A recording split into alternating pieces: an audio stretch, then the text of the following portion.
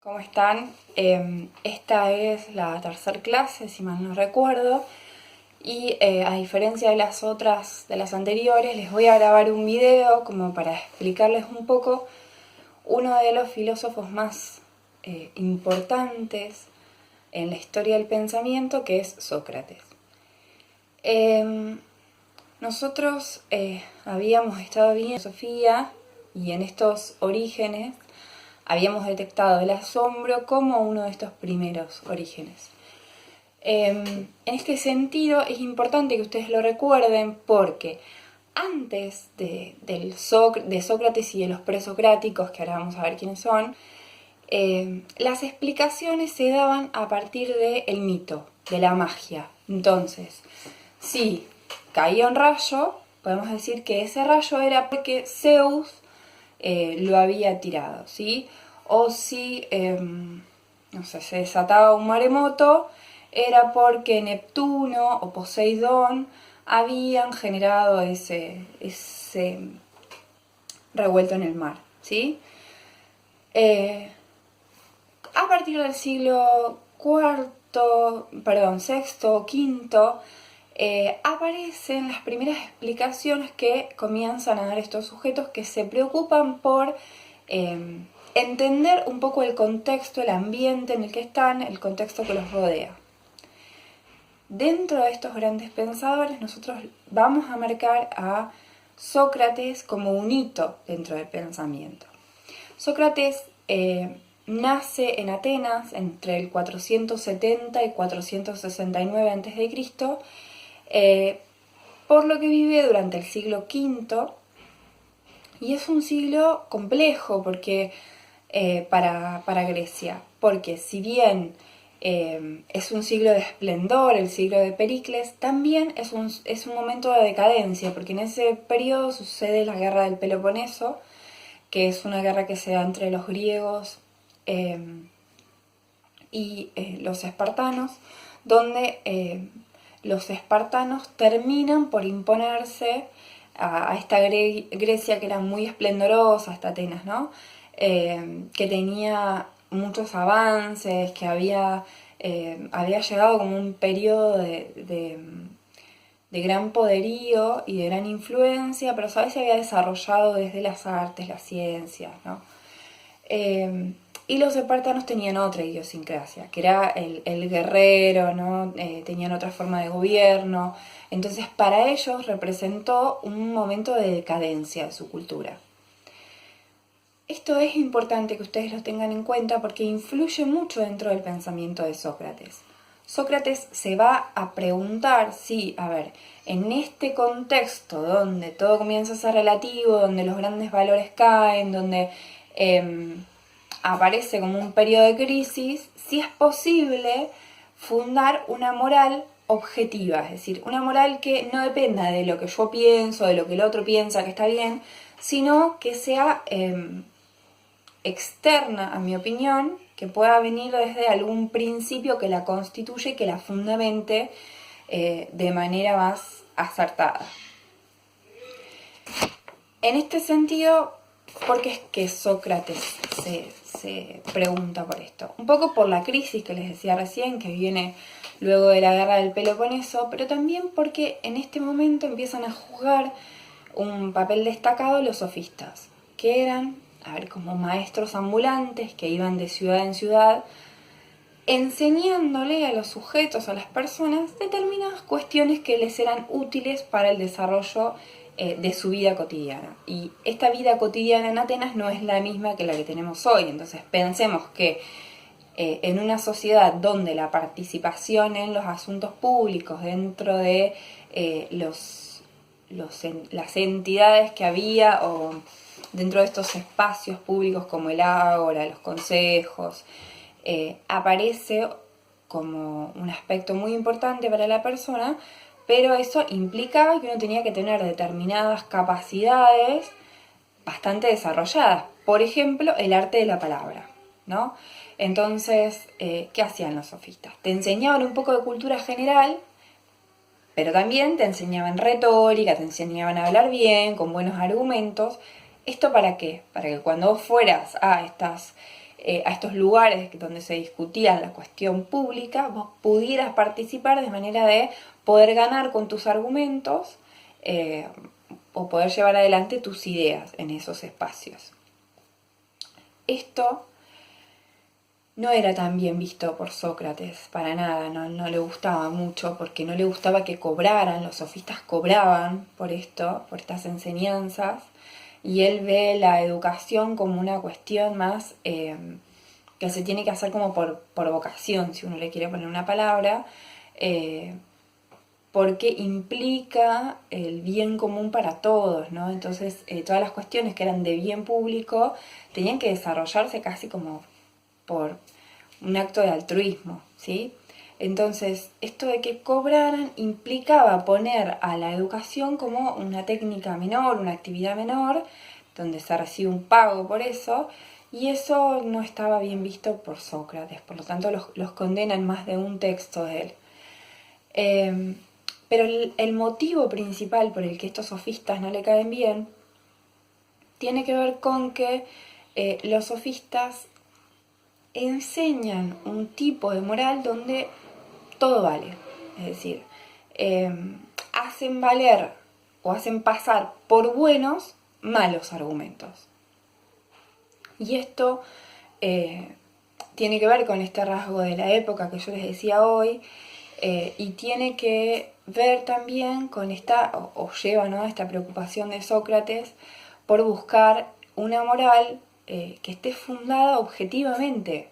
Para él y para muchos, ¿no?, está muy mal esto de que, bueno, a ver, si lo digo yo y con mis argumentos, lo que hice en realidad puede estar bien o puede estar mal según quien me escuche y según cómo yo lo diga.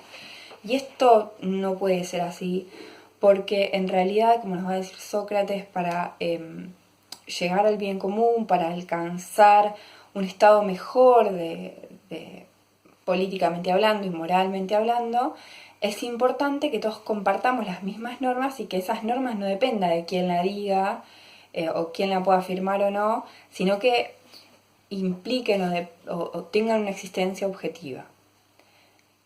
Supongamos que yo tengo plata y puedo pagarme un buen abogado.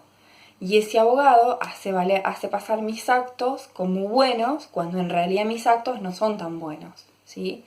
Entonces acá la idea es no que los actos dependan de quién lo dice o cómo lo dice, sino que valgan objetivamente para todos. Que la moral sea una y sea objetiva, ¿sí? Que no dependa de mis actos, de mis palabras, perdón, o de cómo me defiendan determinada cuestión, sino que tenga una existencia objetiva, ¿sí? Que valga para todos igual.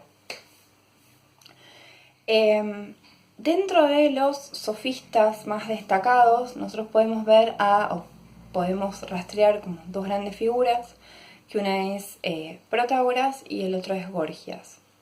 Ambos fueron filósofos muy destacados para el pensamiento y tenían como algunos rasgos así característicos que ustedes lo van a encontrar en el material que les voy a dejar para leer, que tiene que ver con esto de, para Protágoras se conoce como un gran principio que es el homo mensura, donde el hombre es la medida de todas las cosas, es decir, todo va a depender de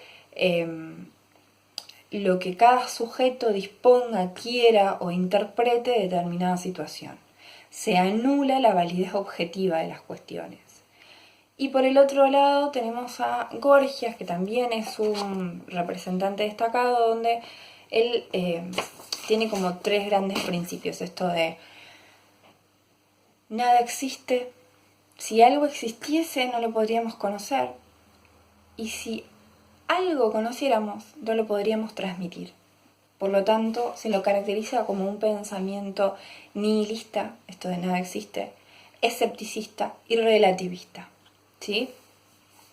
Fíjense igual, no me voy a detener mucho acá en analizar estos tres principios, pero tienen muchas implicaciones para todos los ámbitos de la vida. Pensar que no hay nada que exista, pero que sí puede existir algo, no lo podemos conocer tampoco. Entonces, como yo no puedo conocer, pero quizás tengo una experiencia menor de eso, tampoco lo puedo transmitir, tampoco puedo educar a alguien en determinada cuestión o no. Es un pensamiento interesante que tuvo muchísimas derivaciones, pero también es un pensamiento muy que lleva al sujeto a individualizarse. En este sentido no permite ni la educación ni la puesta en común de determinadas ideas.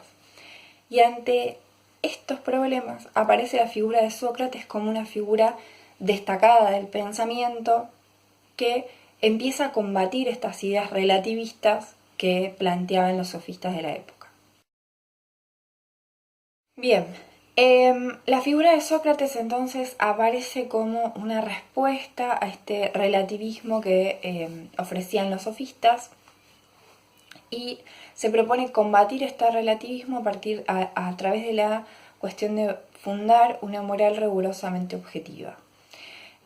Esto se tiene como diferentes aristas para analizar. En principio podemos arrancar con la idea de que en realidad él descubre su misión filosófica a partir de una visita que hace su amigo Querefonte al oráculo de Delfos. Paréntesis. Los oráculos eran templos dedicados a diferentes dioses, y en estos templos estaban los oráculos que eran vírgenes o pitonisas que bajo los efectos de algunas sustancias se comunicaban con el dios y decían una serie de palabras en este estado de trance, donde los sacerdotes que estaban con esa pitonisa interpretaban lo que ella había querido decir y se lo decían a quien había ido a preguntar. Los oráculos aparecen en muchísimos textos de filosofía, mitología griega, incluso en algunas películas ustedes tienen, por ejemplo, en 300, si mal no recuerdo, aparece que el guerrero le va a consultar al oráculo cómo tiene que ser la guerra y la batalla. Les digo como para que se puedan ubicar más o menos en eso. Y de todas maneras, si no, les puedo dejar algún link o algún texto donde ustedes puedan consultar qué es un oráculo. Pero bueno, cierro paréntesis. Querefonte, amigo de Sócrates, va a visitar al oráculo y él le pregunta a ver quién es el hombre más sabio de todos. Y el oráculo le dice que el hombre más sabio de todos es Sócrates. Como a los dioses, el oráculo es el dios que habla a través de la pitonisa. Como a los dioses no se los puede contradecir, ni pueden mentir, se los interpreta. Entonces Sócrates, que en realidad creía que él no sabía demasiado, solo sé que no sé nada, es una de sus frases, interpreta esto como una misión, es decir, yo sé que soy un hombre que no sabe, y como sé que no sé nada, soy sabio, porque conozco mi ignorancia. Esta ignorancia me permite a mí conocer o ir a buscar lo que no sé. Y en este sentido, dice Sócrates, debo ser, o el dios debe decir que soy el más sabio porque conozco mi propia ignorancia. Y a partir de eso, él se da como a la tarea de ir en busca de aquellos que cree que están cercanos al conocimiento, pero que aún no se han dado cuenta de la ignorancia que tienen, de todo este saber falso que tienen, y poder dar a luz lo que realmente saben, que está dentro de su propia alma, que ahora vamos a avanzar un poquito. Bien, entonces, Sócrates se da a la tarea de hablar con los ciudadanos, con todos los jóvenes de su tiempo, sobre todo aquellos donde él encuentra cierta semilla, si se quiere, cierta predisposición al saber, no es con cualquiera que lo va a hablar. Y lleva adelante su tarea de enseñar, ¿sí?, de una forma bastante particular, que no es como la entendemos hoy. Él en general tiene un método que es es un método de diálogo, empieza a conversar con el otro a partir de hacerle diferentes preguntas. Es un diálogo irónico, pero no ironía en el sentido que hoy la conocemos como esto de decir algo o afirmar algo pensando lo contrario. No, sino que es una ironía que se define como preguntar como si yo no supiera, cuando en realidad yo tengo ya una cierta idea de trasfondo. Yo les voy a dejar un texto de Sócrates para que ustedes lean, para que entiendan mejor esto del diálogo irónico.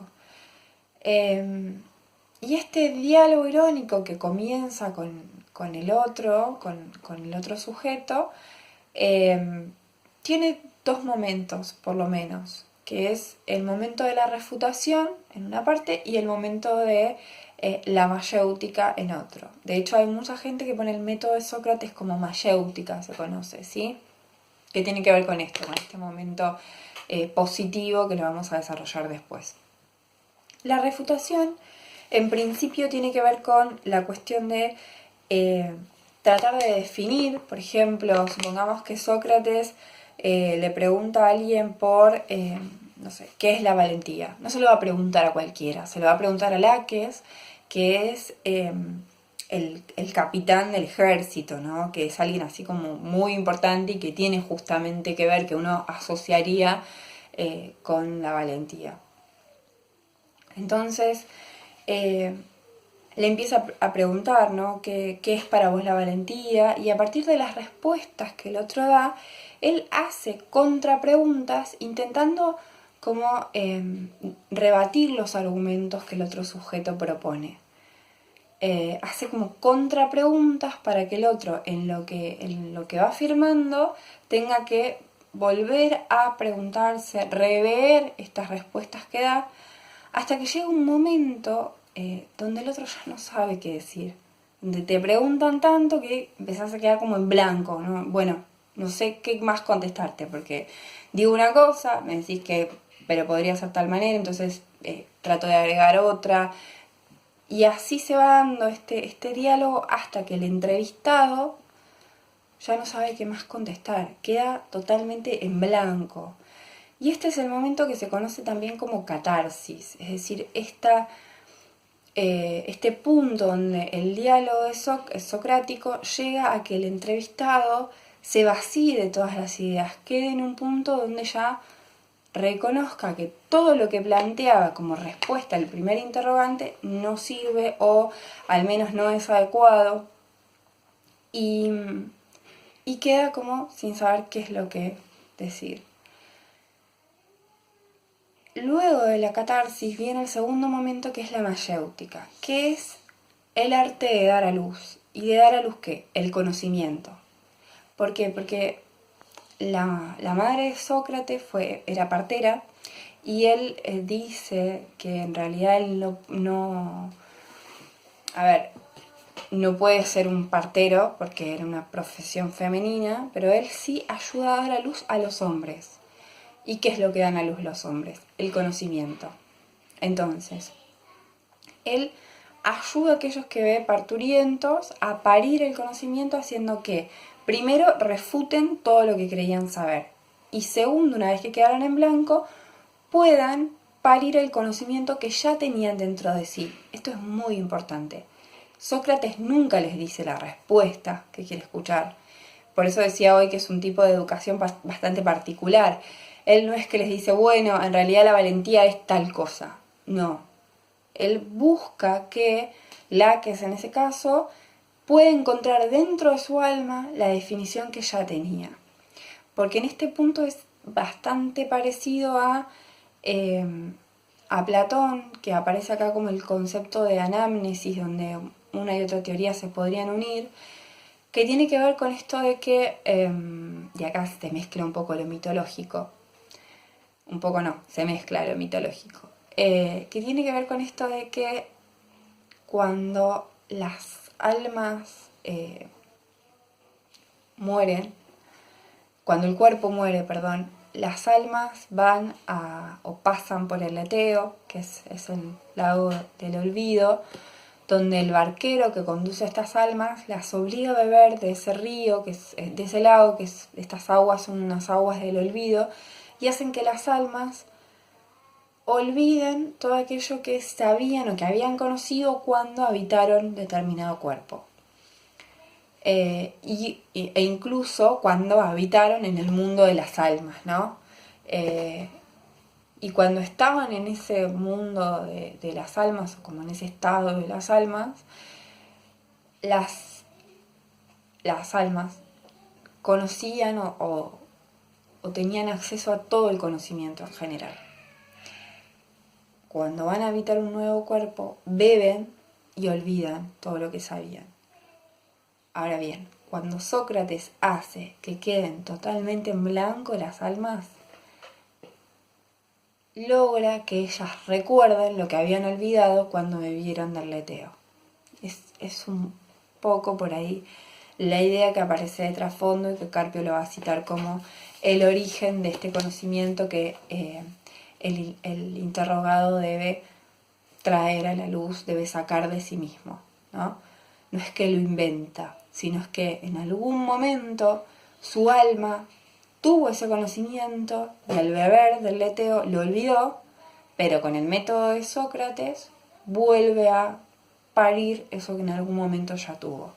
Por eso en algunos textos, o en el texto que les voy a dar, dice Sócrates en algún momento: te veo preñado, te veo en un estado de preñez y es necesario ayudarte a parir.